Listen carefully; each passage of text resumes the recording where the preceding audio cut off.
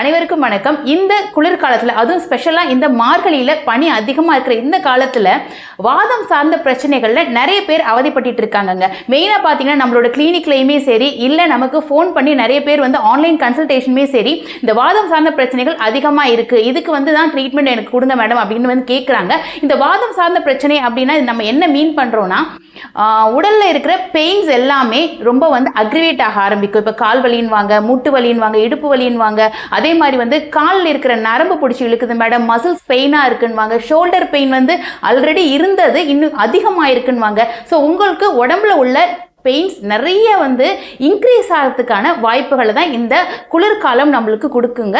அதே மாதிரி வந்து வாதம் தொடர்பான பிரச்சனைகளை வந்து இது இன்க்ரீஸ் பண்ணுறதுக்கான ஒரு சீசன்னே இதை சொல்லலாம். அப்போது இதுக்கு வந்து நான் என்ன முத்திரை பண்ணி என்னோட வாதத்தை நான் வந்து சீர் செஞ்சுக்கணும், என்னோட பெயின்ஸ்லேருந்து நான் எப்படி வந்து வெளியே வர்றது அப்படின்னு கேட்டிங்க அப்படின்னா, ரெண்டு விஷயம் இருக்குது. ஒன்று வந்து ஃபஸ்ட்டு வந்து நார்மலாக நம்ம சொல்லிக் கொடுக்கறது வந்து வாதத்தை குறைக்கக்கூடியது, வாயு முத்திரை பண்ணி வாதத்தை குறைச்சிக்கோங்க, பெயின்ஸ் போய்டும் சொல்லுவோம். ஆனால் இந்த குளிர்காலத்தில் ஸ்பெஷலாக நம்ம என்ன பண்ணணும் அப்படின்னா, ஹீட்டை வந்து இன்க்ரீஸ் பண்ண போகிறோம். ஸோ ஹீட்டை இன்க்ரீஸ் பண்ணுறது மூலமாக வாதத்தன்மையை குறைக்கிறதுக்கும் இது இன்னொரு ஒரு டெக்னிக் இது. ஸோ அதைத்தான் இப்போ பண்ண போகிறோம். அதுக்கு நம்ம பண்ணக்கூடிய ஒரு அற்புதமான முத்திரை பார்த்தீங்கன்னா லிங்க முத்திரை.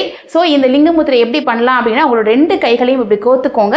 லேடிஸாக இருந்தீங்க அப்படின்னா உங்களோட இடது கட்ட விரலை இந்த மாதிரி ஸ்ட்ரைட்டாக வச்சுக்கிட்டு இந்த ரெண்டு விரலையும் இந்த மாதிரி வந்து நீங்கள் க்ளோஸ் பண்ணிக்கணும். இதை அப்படியே உங்களோட அநாகத சக்கரத்தில் வச்சுட்டு ஒரு 10 to 15 மினிட்ஸ் நீங்கள் இப்படியே ப்ராக்டிஸ் பண்ணணுங்க. இது மார்னிங் வந்து ஒரு 10 மினிட்ஸ் அண்ட் தென் ஈவினிங் வந்து ஒரு 10 மினிட்ஸ் நீங்கள் ப்ராக்டிஸ் பண்ணலாம். ஜென்ஸாக இருந்தீங்க அப்படின்னா உங்களோட வலது கட்டை விரலை உயர்த்தி வச்சுட்டு இதே மாதிரி நீங்கள் ப்ராக்டிஸ் பண்ணணும். ஸோ நீங்களுமே பார்த்தீங்கன்னா ஒரு 20 மினிட்ஸ் டெய்லி ப்ராக்டிஸ் பண்ணிகிட்டே வரலாம். ஸோ இந்த மாதிரி ப்ராக்டிஸ் பண்ணிகிட்டே வரப்போ உங்களோட உடம்புல இருக்கிற அந்த குளிர்ச்சி குறைஞ்சு உங்களோட ஹீட் வந்து இன்க்ரீஸ் ஆக ஆரம்பிக்கும். இதனால் பாடியில் இருக்கிற பெயின்ஸ் எல்லாமே நல்ல டிராஸ்டிக்காக ரெடியூஸ் ஆக ஆரம்பிக்கும். இதோட சேர்த்து நீங்கள் வாயு முத்திரையும் ப்ராக்டிஸ் பண்ணிகிட்டே வந்தீங்க அப்படின்னா இந்த வாதம் சார்ந்த பிரச்சனைகள், இந்த பெயின்ஸ், இது எல்லாமே ரிலீவ் ஆகிறதுக்கான நிறைய வாய்ப்புகள் இருக்குங்க. கண்டிப்பாக இதை ப்ராக்டிஸ் பண்ணிட்டு நீங்கள் உங்கள் ஃபீட்பேக்கை நம்ம கமெண்ட் செக்ஷனில் போடுங்க.